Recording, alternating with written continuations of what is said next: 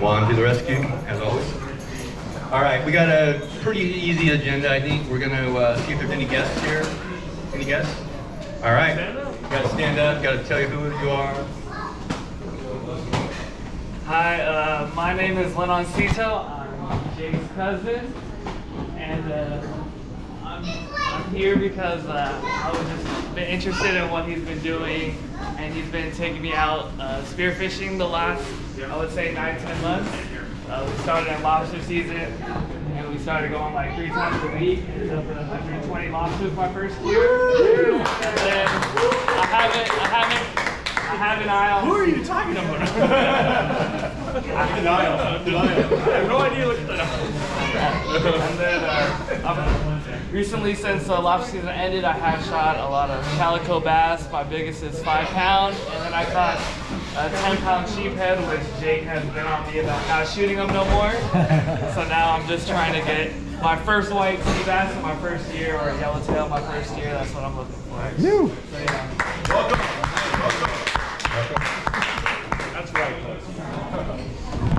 All right, Kennedy, come up and make sure you introduce yourself. Tell us a little bit of fish stories. I got 120 lobsters in 2 days. I'm Danny. I'm a tentative under Hobie, who's not here. I haven't been in the water lately because I got injured my leg, but we were just talking about sharks. So I don't know if you guys have ever taken any sharks. It's kind of a new thing to me. It wasn't too recently, but I took my first angel shark, and then it was so delicious, just a royal pain in the ass to eat. Hello, okay, so it's working again. It was about 55 pounds. It was great eating, it's just it took me and my wife about 2 hours to fillet. So I said I'm probably never doing that again, but I thought it was delicious. The thing did try to eat me after I poked it. But yeah, I don't tend to do sharks very often, but it was super delicious. I don't know if you guys have ever tried it. I suggest it.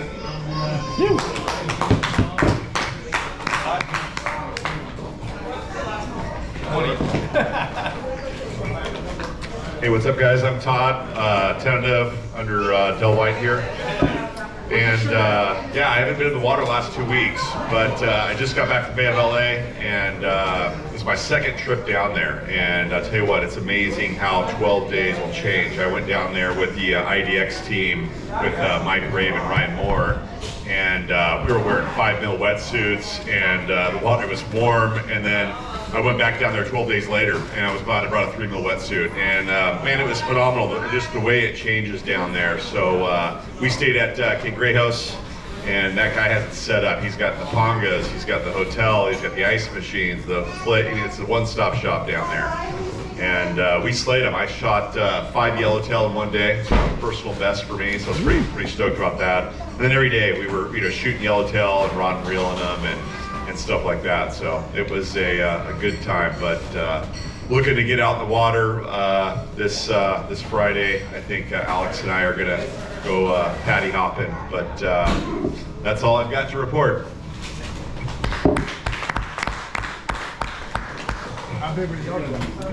All right, I'm Alex.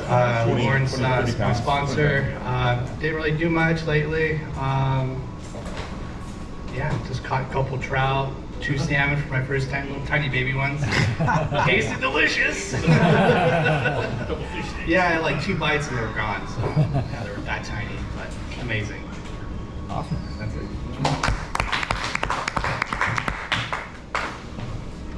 Member fish stories? David? I know you got one. Doesn't deserve a story. Come on. Let's hear it. There's only 3 of us here. This could have been a phone call. Yep, David. We were out at Catalina. It was a family trip, board meeting. We had Dell and his wife out there, and Mark Winnican and his wife. And I brought my family, so we went out. On the way out, we were checking patties. And I don't trust my wife to leave me in the water and lifeboat me. It's an easier way to divorce me if she wanted to just leave me in the water. But, we got to the island and had a great time there. And then Sunday morning, Dell came by and was like, let's hop on this little whaler and go for a quick dive Sunday morning. So we did. And what first spot was really really dirty and snotty, and so we came back in, fixed some gear, and then headed towards the other end of the island, and just got a little yellowtail, like a little 15-pounder. All right. First one of the season, turned it into the derby, so if you guys get any yellowtails any size, start adding them up. I think Juan's in the lead. Got a few, and we got to catch up to him, so let's go. Juan? All right. Juan's got a story? Juan's got a story. Oh, Juan's got a good story. Everybody wants to hear my story. So, should I talk about the blue water meet first, I guess? No, we're gonna get a blue water meet. Now you're talking about the white sea bass. But there's a white sea bass? Somebody showed a white sea bass. That doesn't happen. But before that, I was taking out a newer diver, and we went out to the first spot, Shipwreck. You guys have all been there, no secret. He was not feeling it, so I said, you know what, let's pull the plug. Went over to the Red Can, dove there, and it was the spookiest I've ever felt. I totally had the hair on the back of my neck standing up. I was like, no thank you. The bottom was, I don't know, 30-foot thermocline at 58 degrees below that, 64, 65 above that. So I said, screw that. We went to Lion's Head and had a school of about 100 yellowtail show up out of nowhere. I was literally breathing up. I looked up, I was like, ah! I shot a 15-pounder that far below the dorsal fin. Luckily, it held. So that was the last of the 5 fish I've submitted for the derby. But you guys don't want to hear about that. You guys want to hear about the sea bass. Me and Iago went out Monday. He came over on the express, and so we got a late start. We didn't get on the water till about 2:30 in the afternoon. Wow. And we went to the first spot, and it was beautiful. It was probably 35, 40-foot viz, 64 to 66 degree water, depending on where you're at. Get down to about 45, 50 is where the thermocline was. But it was quiet. Lots of big barracuda, but other than that, not a lot of bait, not a lot of action, so we decided to move spots. Went to the second spot. This spot was a little bit closer to a sandy bottom, and well, that was not very good visibility. That snot was still there. It was just like, not happening. Diving to the bottom, hitting 55, 60 feet, just waiting, hoping something come through, dead. I'm like, screw it, let's go one more spot. At this point, it's like 6 in the afternoon, just about, getting to that time of day where it's going to be, important to get home. And of course, Iago's like, I gotta go watch the football. I was like, no, we're gonna keep on doing the spearfishing. That's kind of priority right now. So we dropped anchor. Well, we were headed to another spot, but there was a boat sitting right there. I was like, oh, we'll give them that spot. So we went alternate spot. Turned out that was the right spot. Dropped anchor. Current was slightly uphill. Visibility about 30, 35 feet. And as soon as I took my first dive to get the bubbles out of my suit, I started hearing, oh, okay. There's fish here. And I looked back and I was going to yell at Iago to not shoot anything until you see a white sea bass or shoot that. But of course I couldn't find him. He apparently just went into the kelp. I was like, no, you do the edge of the kelp, man. That's where they're at. And so sure enough, started going. It was a slight uphill current, and it was about 30 feet down. I look over and I see a single fish, probably 40 pounds. And I was like, oh, that's the first fish I've seen besides a little dinky one like that 2 months ago. So I was like, I didn't want to swing on it to spook it, so I just kind of let my body turn with my kick and just kind of stopped, and it noticed me and just started speeding up just a hair. I was like, okay, wait. And then it turned a little bit more, but it didn't turn all the way. I was like, wait. And then turning is slowly just gaining distance. I was like, I'm not gonna have a shot. But it didn't spook. So I really slowly went back up. Again, looking for Iago. What the fuck are you, man? And I was like, all right, well, I guess I get to keep on looking. And it had just swam this direction I was already swimming. So I kept going. About 2-3 dives later, I'm breathing up and I look down and I see a single fish facing that way. I was like, oh, well, there it is. And then all of a sudden I noticed there's not just a single, but there's another one. There's a school just sleeping right there, maybe 15 feet, 20 feet down. And I was like, okay, well, I got my time. I'm just gonna find out which one. There was one that was just about to go underneath a kelp stalk. I'm like, that's my fish. I like to approach them when they're, blind to me. So I just waited till its head started dipping behind the kelp, and I just did the quick exhale, dove down, pulled the trigger, It took 2 kicks and then rolled over, snapping its own spine, and pretty much stoned. Got it back up to the surface onto the boat. It was plug full of anchovies, all that little micro bait. I mean, it was puking it all over my boat, all over my fillet table. They're plugged full of that stuff. Yeah, so 33.9 pounds. Nice. Nice male. So there we go. Anything else? Good story. All right, so I'll tell the not get a fish story. So, so as David said, there was knot in all the water, and we're looking, and I'm like, dude, we got to find something else. So we're sitting there contemplating which way to go, what to do, and I just said, let's run to the end. So we ran to the end, went to Little Flower, hopped in the water, and it was not great, but there was no more snot. It was hazy and all that. So I don't know, three dives, 2 dives, something like that. I turn around and this guy's got a fish. I'm like, crap, I haven't seen anything yet, right? So then I dive and dive and dive, still not seeing anything. I turn around and he's like, yeah, I saw some small ones again. I'm like, really? I haven't seen squat. So I was hanging and hanging, and I was hanging at 50 feet, hanging at 50 feet, just over and over again. So I did this really long dive, and I came to the surface, and I was like, whoa, I pushed myself. So I'm really trying to get a recovery breath. And I finally put my head back in the water, and this fish is right there swimming by. Oh, man. I don't know about you guys, but I never hit when I shoot from the surface, and I just did one of these things really quick, and of course I missed him. So then I was thinking, he saw those fish, I saw those fish, and we're gonna stay here for a while. David's like, I got a family back at the boat. I'm like, yeah, it's easy to say because you got a fish. So anyway, I was a good guy. We went back, and it was a fun day. But David got a fish, and I didn't. So a little bit of jealousy here. It's getting hot on the boat too. All right, so we'll keep going. On the agenda next is fish standings. So I'm going to go to fish standings real quick here. Oh, wait a minute. But first, there's that, I don't know if you guys listen to Dan Bodino, but he's got this little thing, he's like a Zen moment, right? Well, we got a thank you moment. So the thank you moment came about, we had a board call, we started talking about it, you guys saw the message, it was secret, and I have the privilege of representing the club at this moment, which makes me very, very happy, and you can tell I'm kind of emotional about it.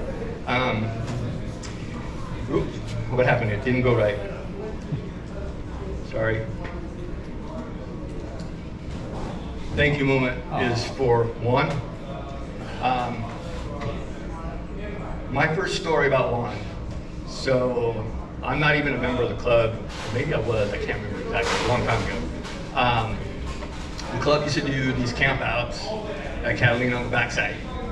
And I was a member of the yacht club, and the yacht club had this trailer, and it was designed because you could take it, you could camp out of it, it had barbecues and chairs and everything else.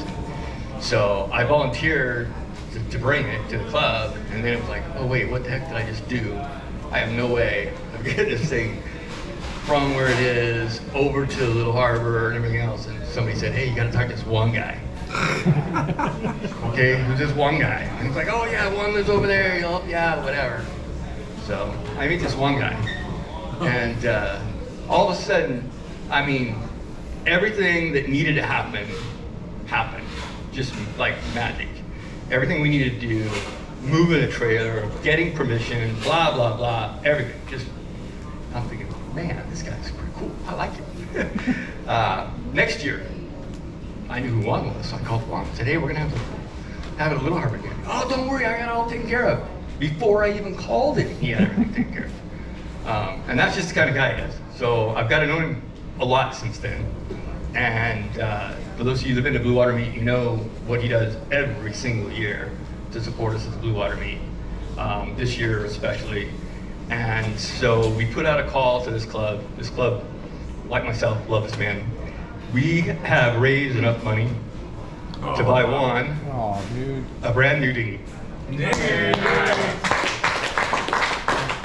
So, on behalf of the club, Thanks, man. thank you for everything you do for us. You're a keeper. Thanks, Juan. Thank you, Juan. Thank you, Juan. We love you, man. All right. Fish standings. Get some fish boat that thing. Okay. Let's see if it's gonna work. Dinghy on a sink or something? Hey. Every day a little bit more. He doesn't know about New that. one's from New one's from Timu. I didn't tell you the story yet, what happened to me. Mostly sinking. No, at the Blue Water, I left my teeth in the boat after I left your house. So I'm like, I'm gonna go back, I'm gonna just fucking, All right. Shane was still with you. So I steal your dinghy. As soon as I get to my boat, your dinghy dies. And then you have the oars tied up. So I'm like, fuck, there's no oars. The boat's drifting out to the ocean. I'm yelling at Mark, come save me. He's like, you want me to look at, just get on the fucking damn board. Yeah, so. All I know is I heard stories about always getting wet in one thing because of leaks and so. Dennis, you want to run through the fish standings? Yeah. I can't see. Hey guys. So calico bass is still Hobie at 6.9 pounds. White sea bass, we're on the board with Juan 33.3 or 33.9. There you go, I'm over 50. Yellowtail, that's going to be hard to beat. Scott 47.5. Hobie's mutant lobster 13.2 pounds. Good luck to you all. Stay close to the harbor if you want to beat that. And Hartford's got the pelagic, the 64-pound amberjack, and how does a perpetual work? I don't even know how the perpetual It's just works. the Biggest fish right now. Yeah, you got the yellow In tail. country, biggest in country. Yeah. All right. Yeah. So that's it. Or you have a yellowtail. You want to do that? I'll be right there. 1 second. Yes, can tentatives submit fish for the standings or no? Is it just members? The only one you can do is Calico Derby. Oh, Calico Derby. That runs January 1 to March 2. Gotcha. All right, there you go, buddy. What am I doing here? Is that a Yellowtail Derby in Yellowtail first Derby? place? Yeah. When is the Derby finishing? September 30th. September 30th. September 30th it ends, so lots of time left. Juan in first place with a total of 107 pounds. 5 fish. That's 5 fish. Scott, 1 fish, 47.5. And John with 1 fish at 34.6. Can Juan upgrade fish? Yes. Yes. All automatic. You send in your application. Spear log Spear does it log, for baby. you. Del log. Del log. What do we got? Oh, 4th, 5th, 6th, 7th, 4th, Michael, DiGiosa, Larry Heinrich, Jorge, and David is on the board. Yeah, boy. And then just to give you a breakdown, go ahead. You can see it. He's the only one who got multiple fish, but you can see Juan's weights. 30, 20, what is that, 22, 19, 18, and 15. And I gotta get one picture from you. I'm missing. Where's 5? 19.6? Yeah, that's the blue water meat fish. I'll send it. That's the blue water meat. That's what it was. Are we just doing top for the Yellowtail Derby, or are we doing first, second, third? First, second, third. Yes. First, second, third. Yeah. All right. That's fish standings. Is it California yellowtail? I think so. Del, Yes. it's in country, right? In country. Yeah. Okay. And if you go on Fish Log, you see that little thing there that says rules. You can actually click on that little right by Yellowtail Derby. You can click on that, and you can actually see all the rules for each one of the meets and stuff. All right. I lost my book. I lost my cursor. There it is. All right. We are back. Blue water meat. All right. So. This is going to be a combination of stories, if you're here, and recognition of who won it. So, Blue Water Meat results.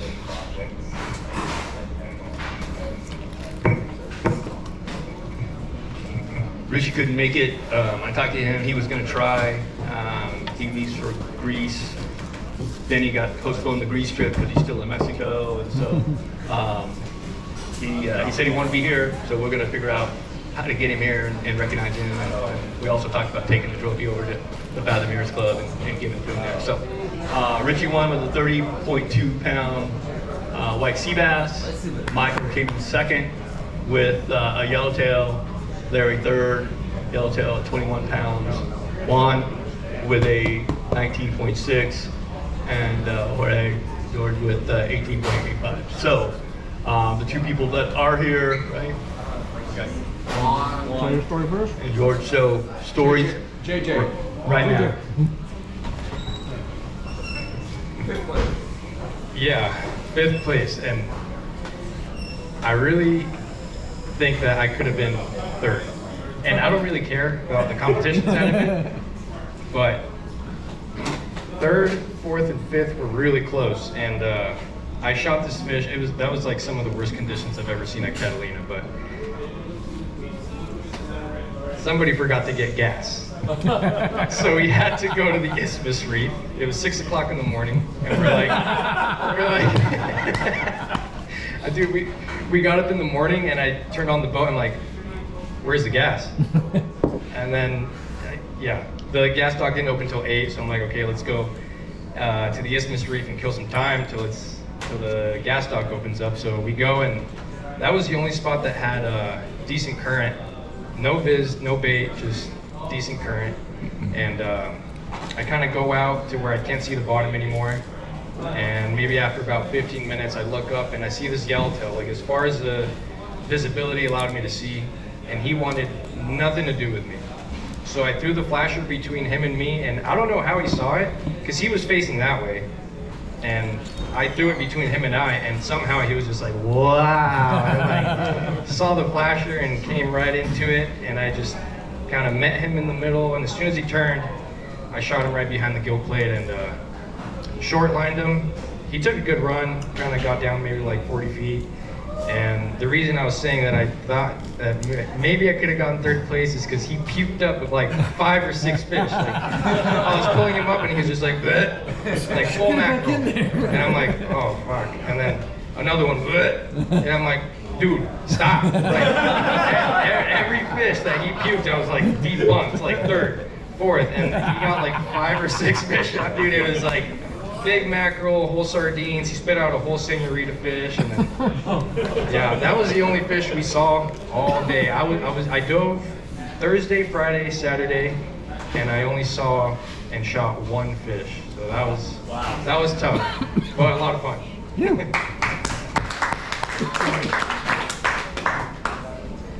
Sir?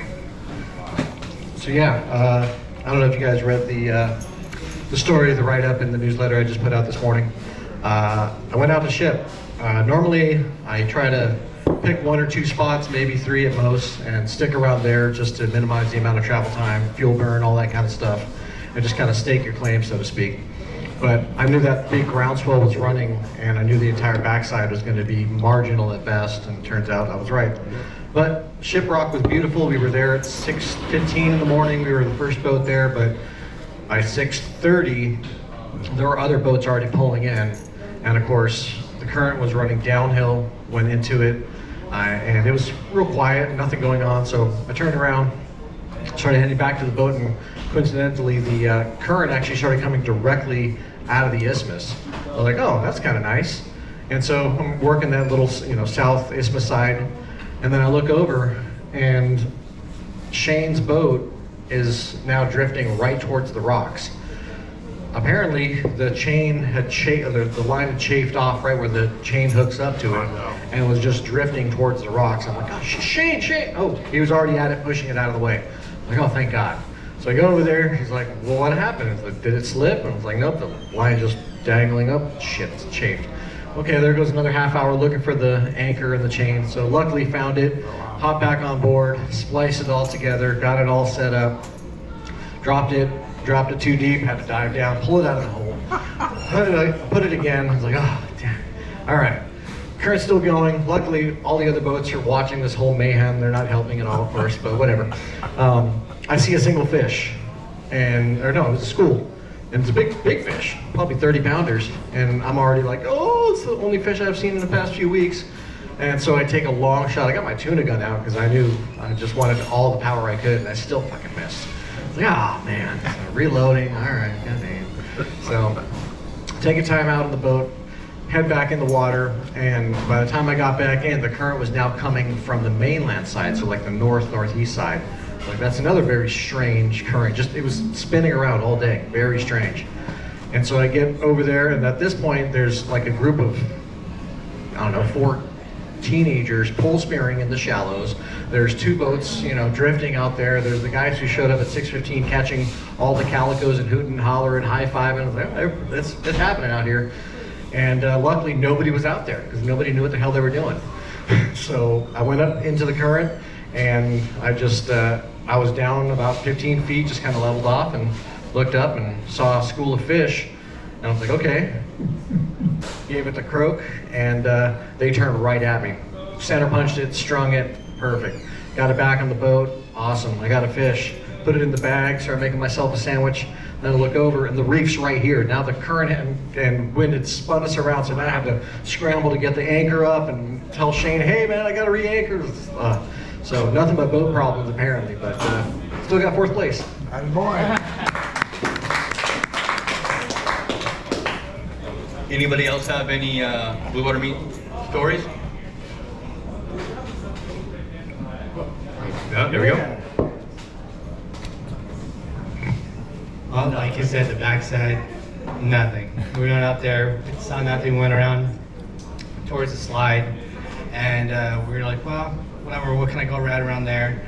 Jumped on a couple patties, and we also threw some lines out just to see if we could see anything, but nothing came up. And there was Patty, and Lauren and I were like, oh yeah, let's check it out. And she had this good feeling. She's like, I need to dive this Patty. So she jumped in, and I drove the boat, and sure enough, she got a fish. And then shortly after that, on the way back, our motor broke down. So it took us about an hour to get towed. Finally got back to the Two Harbors, and we're obviously really late, but we had a great time. And then after that, it was 4-hour tow back to the mainland. Oh, shit. That was our blue water story. Nice story. 15. So I don't really have a much of a story, but I will say that this is the first time that I did the opposite of what I normally did. I normally run and gun blue water meat. I don't know how many times I've just gone around the entire island for lots of fuel, but whatever. So we played the we played the one game. We only hit 2 spots the whole day, and the first spot we saw a bunch of fish. Nobody could land. I was with Bill, and Mike was on the boat, but he was injured, so he couldn't dive. But Hartford, we had a good time. We just and saw fish. We just couldn't land anything. We moved to another spot, and I put in the letter. I shot a fish, and unfortunately it tore off. So it was one of those moments which I asked my wife if she could hear me yell the F word on the mainland, because my throat was actually sore that night, and you guys thought it was because I was drinking. I was drinking, but my throat was sore because I was screaming the F word so many times in the water. It was something else. But it was a great time. I mean, if you didn't make it this year, make sure you make it next year. The Blue Water Meet is one of those pinnacle moments for this club. It's just amazing, camaraderie and everything else. So let me just keep going here. I gotta change that to. All right, so I do want to make a plug for a contest. I put it out in a couple of different ways. There was a text and some other stuff went out. We have done an incredible amount of work to upload the history of this club into this platform, right? There's now 250 historical pictures. They're all up here in Spearlog. There's 17 years of pictures out of newsletters that we parsed out that are up in here.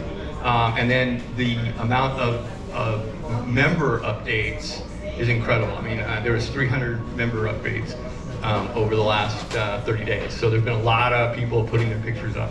When they put their pictures up, it's great because you know who put it up, they put the year, blah, blah, blah. But all of these other pictures are sitting there without any knowledge. Right? They don't know what year they were, these historical pictures especially. We don't know who's in them, right? So I created a place where you say add info.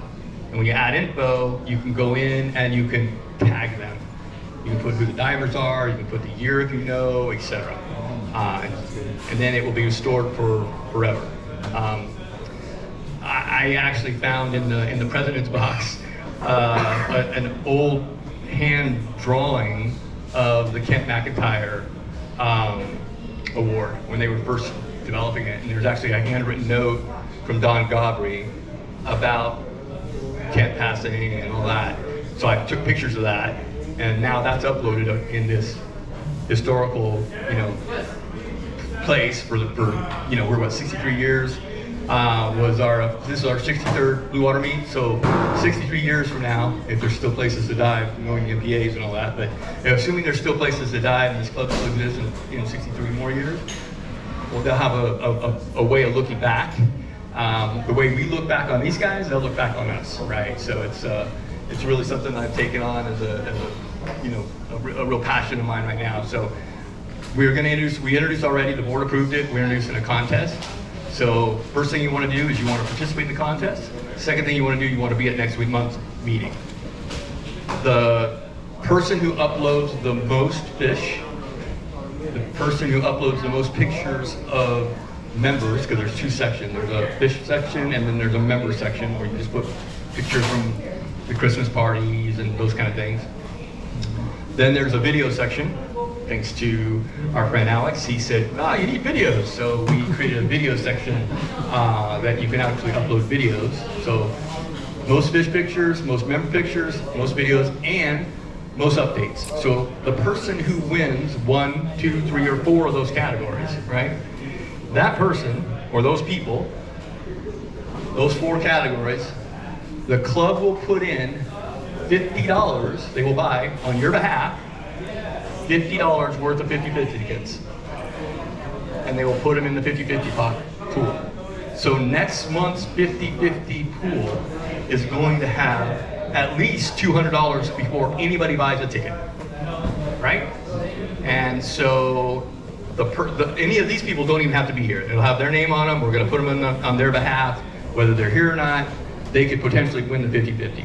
For those of you that don't qualify as the #1 uploader or adding content, you should be here and participate in 50-50 because it's going to be a big pot next month. So my pitch to everybody is be the person who uploads the most. And then if for some reason you're not the person who uploads the most, at least be here and participate in this 50-50 program because it's going to be a big pot. One of the biggest pots I think we've probably ever had because it's going to start with $200 before anybody buys anything. So my pitch. I'm in contact with Harry Ingram. Harry Ingram. Yep. He's an old time guy, and I don't know if anybody's talked to him about the old timers. So, and I don't know if he's on the list to get this spearboard. I don't know if he is or not, but yeah. So what I could do is send it over to Harry and talk to him about all the old guys, and he can identify them. He'd be the one. That'd be awesome. Yeah. Yeah. And I obviously I'm talking with Terry and Maury, and now we can talk to Harry. We can really try to get this stuff identified. I know there's a lot of pictures. I scanned all of them in, everything else, and there's a whole bunch with Jay Wright. I know he's in them, so I'm going to try to talk to Julie and see if Julie could help, tag the ones he's in, and see if she knows who else is on those pictures and so forth. So, and then I'm pushing everybody else. It turned out that Mike has a video of the dragon. He videoed the whole thing and made a CD when he was president way back when. I'm like, oh great, I've never seen it. Let's get it. Let's get it uploaded where everybody that wants to see it can. So, Dell, just throw it out to everybody that I'm going to start a working group to start reaching out to a bunch of different people to start finding the tagging and I don't know all those old photos, but I'm going to reach out to like some of the Maury's and Larry's. So anybody that wants to reach out. Awesome. Yeah, we formed a small working group with David's helping lead it, Terry Moss is in it, Paul's in it, a few other people, Alex is in it to help on the video, on the picture part. So that working group is going to really try to focus on a couple real key things. One is tagging all these pictures. Two is helping, you know, if you look at the webpage or you look at our graphic, it looks like the club ends in 1964. Right? There's nothing on the, you know, the historical graphic, if you will, beyond 1964. So the working group's got two kind of goals. One is to help get these pictures tagged, and then the second part is to build out that graphic for the club. So we've got a really good history of the club and carry on this amazing legacy that we participate in. So. The next thing, you know, we got a small group, so it's probably not going to turn out exactly the way we had anticipated. Some of you might have been here. Gosh, I don't remember when it was. It was last year for sure. We had the guys from Script come and talk about white sea bass, and they had the videos and the croaking and all that. And after they did their session, we kind of broke into a panel and had some people on the club talk about white sea bass hunting. Since we got the Yellowtail Derby going on, we thought we would pass the mic around to people that are here and have people just share with those that are here what they like to do, right? Do you like flashers? Do you like throw flashers? Do you like, you know, the chickens that you float around with? Do you, you know, just your personal experience, what has worked best for you at getting Yellowtail.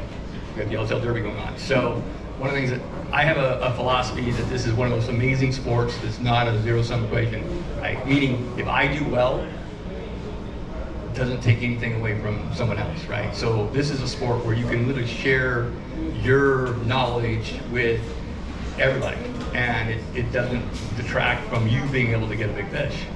All it does is help them get a big fish, and that's what we want. We want everybody in this club getting lots of fish and getting big fish. So I'm just going to open it up to anybody that wants to you know, kick this off with you know, one of their stories about getting a fish, what they did, and their tips and tricks, if you will, for yellowtail hunting. Any volunteers?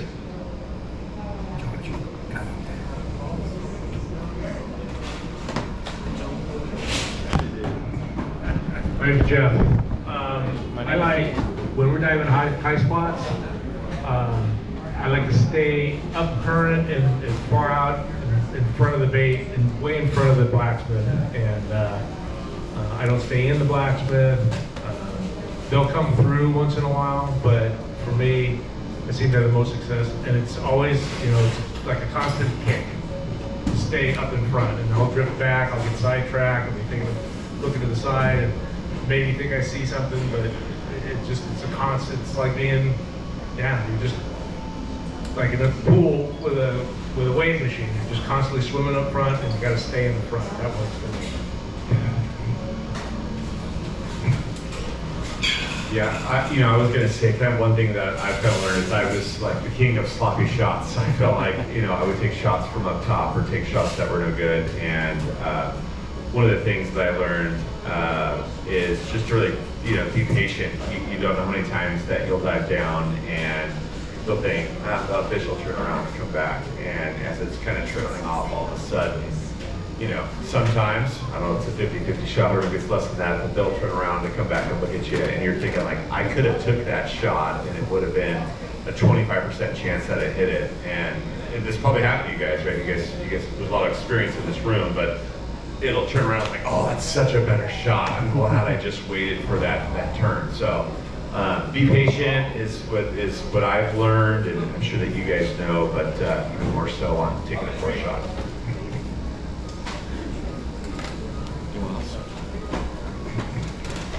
I always found that curiosity killed the yellowtail. They seem to, well, not all the time, but they seem more likely than any other fish I've ever hunted to, respond to a wave, a grunt, some sort of motion that is not natural to them.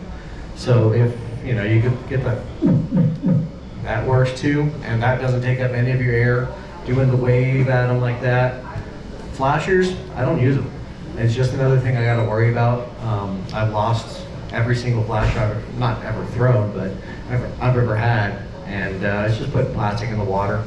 I've used them with success, but I still just think it's too much. Actually, during the blue water meet, I forgot to say I actually put a chicken flasher on a weight on the uphill side of the rock, kind of marking my territory. So that's another little trick you can do, is say, hey, you know, I got a little Picasso float, a little inflatable with the flag, and it looks like there's a diver. It might keep people off the spot. So, you know, if you see there's a float, there's no diver, that's probably mine. Yeah, the chicken flasher is kind of a nice thing where you can leave the chicken up on the surface and just let it hang down. It also gives you opportunity to give you some buoyancy when you're at 20, 30 feet, so you're not continually to sink, or you sink slower. So it increases your bottom time and you don't lose the flasher, and gives you an opportunity maybe to see a fish. One other thing I've noticed with yellowtail in particular, they come back to life. A lot of times you shoot a fish, you get it, you know, 5 feet from your hands, and as soon as you touch it, it just goes absolutely mental. And that's the most dangerous part of the whole thing, is that end game. And that's when they, you know, they wait until they're 3 feet away from you, and they got a big piece of metal hanging off the side, and they'll spin you around and get the line all wrapped up. So, you know, line management, line management, line management. Just always swimming in the current, and know that if it doesn't fight at the beginning, it's going to fight when you get it up there. That's the scariest thing. If you think you stoned it, you hit the spine, and it's just playing dead. Comes alive. Oh my God. So I don't have much knowledge to really give here, but I got about 3 yellowtail. My first yellowtail was on a patty, and Lauren actually gave it to me. She was nice enough to do that. My second one, we were over in Palos Verdes area, and Lauren and her friend Emily went south. I decided to go north all by myself. And I just saw something in between the kelp, and I was just like, oh my God, what is this? Big fish. I had no idea what it was. I couldn't see it. It was like behind the kelp. As soon as it came out of the kelp, I shot it, and it just sank down the bottom about 20 feet and just hung out in the bottom. And I started ripping it up, pulling it up to me, and as soon as I got it, I actually kind of screamed, woo! And as soon as I did that, my hand touched him.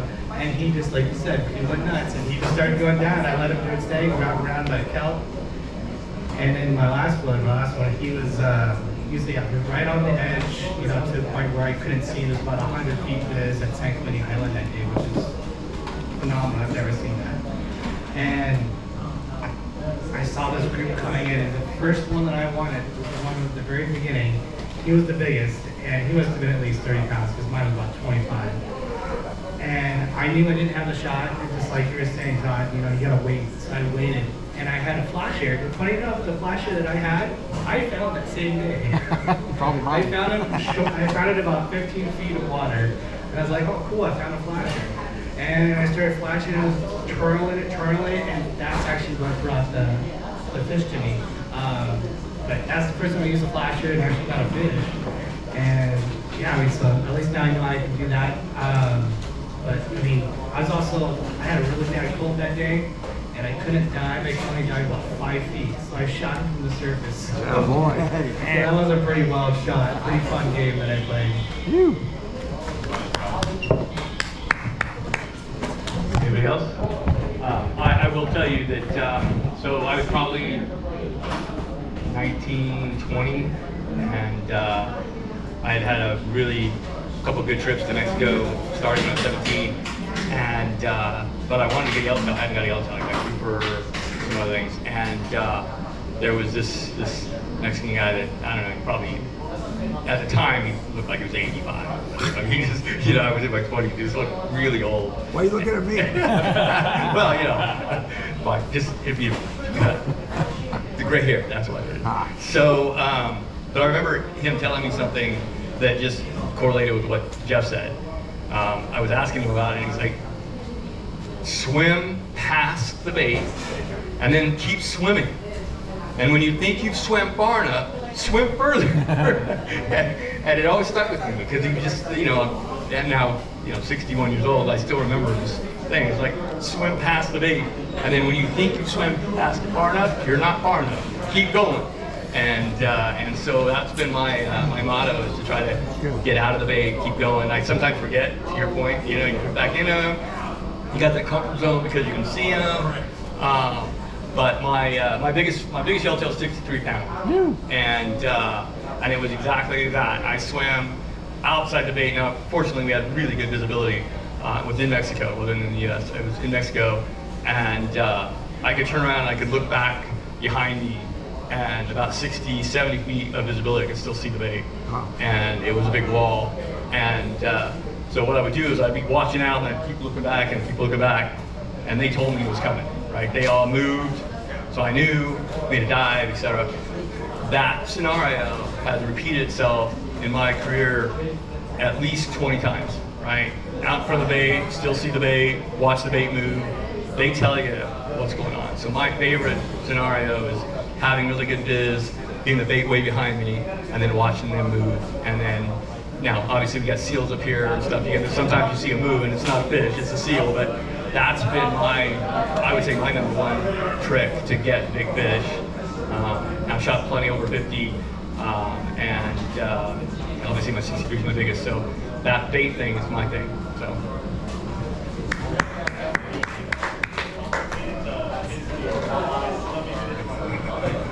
I guess like Alex, I don't have a ton of yellowtail stories, but my biggest was actually my first yellowtail.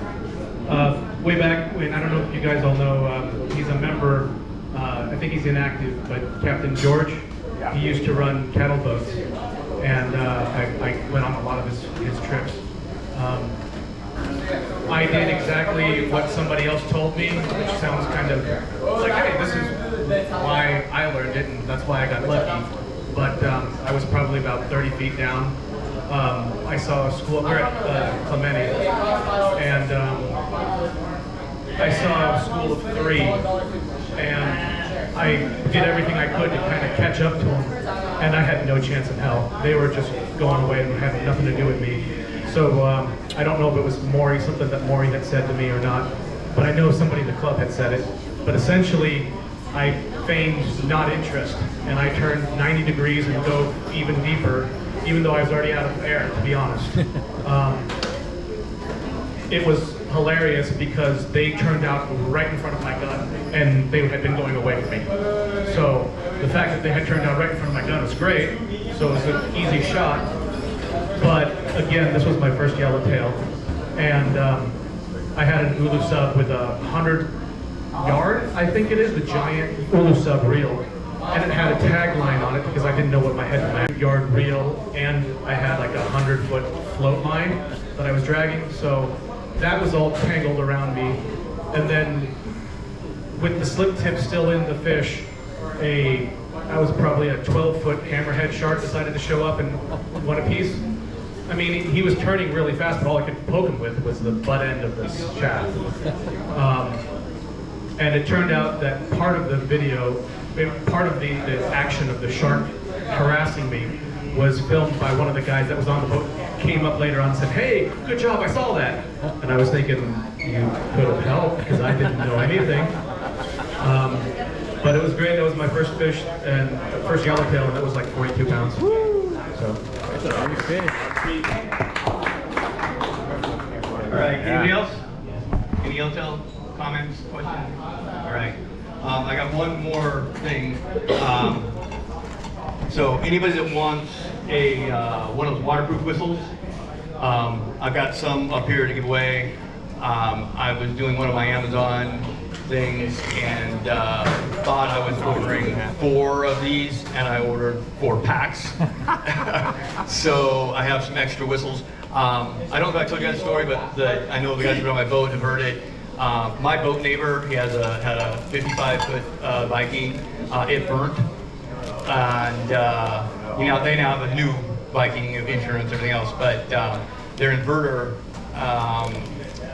malfunctioned, whatever, in the middle of the night, and their boat went up in flames, and they barely got off the boat. They didn't even have time to get up to where their life jackets were in the fly bridge.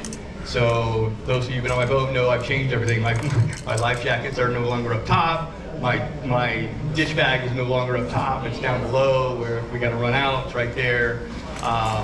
So part of, you know, having him tell me the story about having to jump out and everything was I went through enough whistles on all my life jackets and everything else. So I got some whistles that you guys could have, and then if you guys were in the if you guys were here when Paul was talking about fog and being able to get back to where the boat was, right? He had a bunch of divers in the water, and fog rolled in, and nobody could tell where the boat was. And he said cowbells were fantastic for that. And so I bought, the only way they sold them was a packet. So I have, I think, 3 cowbells. So if you have a boat and you want to have a cowbell on your boat, you don't have one, there's 3 cowbells available as well that you should put in your boat for foggy weather. So with that, thank you for being here tonight. Thank you for being part of this club, and looking forward to a great July. Happy 4th, by the way. God bless America. We live in the greatest country in the world. We belong to the greatest dive organization that I can think of, and we got a great sport that is just great. One last thing. Oh, one last thing from Juan. So Juan will close us out. I don't know if you guys saw the in the newsletter, Terry Moss put a update on a possible regulation change for white sea bass. Apparently there's a meeting sometime late July, 20th, 25th, something like that. But they are considering upping the minimum size to 33.5 or 34 inches, something like that. And well, personally, I think that's a good thing. I don't know if you were here for the talk that Mike Rabe had about those fish, and that they don't become sexually active and mature until they're well past 32 inches. So that's kind of where the science is going with it. So that's just a personal thing. You guys can choose you. But the other thing, they're also considering possibly lowering the bag limit to 1 per day, possibly even less than that. Maybe, I don't know if I read it right from Terry, but 1 per year. I don't think that's going to be the case. But if that's the case, I'm not a fan of that. I think 3's fine, and you know, for the main breeding season from March to June, reducing it. But keep up with it. There's a link in the newsletter. Read up on it. I'm sure we'll have more emails coming to you guys just to keep you appraised of the situation. Thanks, Juan. Is there any info on the August camp? Yeah, so I was gonna. That's why I grabbed the mic. So the dates, I sent the save the date out there, right? But I haven't got the full info out on the campground. Remember that. That will go out probably 5th or 6th. So on the 5th or 6th, we should have a message out about the campground, camp out, how to RSVP, how to pay, and all that. So I've got to finalize that. It is going to be a great event. Josh donated $500 to the event. He had such a good time with his kids there last year that he wanted to support people bringing their kids and their grandkids and all that. So we're gonna have some good treats and contests and stuff for the kids that they can win for doing various things. The other thing that we're gonna do on Saturday is we are going to have an hour and a half breakout from fun. Not that it's not gonna be fun, but we're gonna have a breakout where we're gonna go give back, part of our Give Back initiative for the year. We're gonna have an hour and a half of cleanup. So we're gonna bring trash bags and all that kind of stuff, and we're gonna have everybody that's there go spend an hour and a half cleaning up the island and giving back. I'll make a trophy for the most trash collected. Yeah. So trophy for the kids. underwater, out of water. Yeah. So the campground is at the Isthmus. Just not for our campsite. If you haven't participated before, we get the big campground with the big tripod campground A-frame. We actually have the big A-frame, which is the group campsite. We have 5 other campsites if we have enough people that want to go. We actually have a bunch of campsites, so we can support a lot of people that want to go. That's why we call it friends and family. And you can bring your friends, you bring your family, and we have plenty of room. I'll get all the details out. I've just been swamped with everything else, but they'll come out right after the 4th. and it's going to be a fantastic event. So Juan's gonna have a new dinghy to drive it. Juan's going to have a new dinghy. Yeah, You got the Neptune stickers all over it. And we're gonna park this stubby in where the kids can all jump off the top again. It'll be a good time. So looking forward to it. Thanks, guys.